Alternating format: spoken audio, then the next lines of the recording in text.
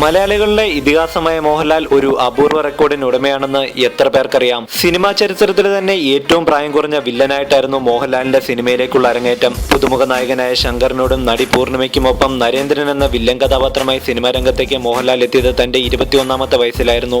മീശമുളിച്ചു തുടങ്ങുന്ന പ്രായത്തിലെത്തിയ വില്ലനെ മലയാളികൾ കണ്ടത് ഒരു അത്ഭുതത്തോടെയായിരുന്നു. എന്നാൽ ചിത്രത്തിലെ സുന്ദരനായ നായകനേക്കാളും പ്രേക്ഷക മനസ്സിലേക്ക് കയറിയത് മോഹൻലാലിന്റെ വില്ലൻ കഥാപാത്രമായിരുന്നു. അഭിനയക്കമ്പ മൂത്ത കൂട്ടുകാരോട് ചേർന്ന് 1978 തിരനോട്ടം എന്ന ചിത്രത്തിലായിരുന്നു മോഹൻലാൽ ആദ്യമായി അഭിനയിച്ചത്. എന്നാൽ സാമ്പത്തിക പരാധീനയിൽപ്പെട്ട് പുറലോകം കാണാതിരുന്ന ചിത്രം മോഹൻലാലിന്റെ നടന് വലിയ നിരാശയായിരുന്നു സമ്മാനിച്ചത്. അങ്ങനെയിരിക്കെയാണ് നവോദയയുടെ പുതിയ ചിത്രത്തിലേക്ക് പുതുമുഖങ്ങളെ ക്ഷണിച്ചുകൊണ്ട് പരസ്യമെത്തുന്നത്. ആയിരക്കണക്കിന് ആൾക്കാരെത്തിയ അഭിമുഖത്തിൽ നിന്നും സംവിധായകൻ ഫാസിൽ തിരഞ്ഞെടുത്തത് മോഹൻലാലിനെയും. അങ്ങനെ പുതുമുഖ നായകനായ ശങ്കറിനും നടി പൂർണിമയ്ക്കുമൊപ്പം വില്ലനായി ലാലും വെള്ളിത്തിരയിലെത്തി. മലയാളികളുടെ ഈ രഹസ്യ അഹങ്കാരം സിനിമയിലെത്തിയിട്ട് 2015 ഡിസംബറിൽ പൂർത്തിയായത് 35 വർഷങ്ങളാണ്.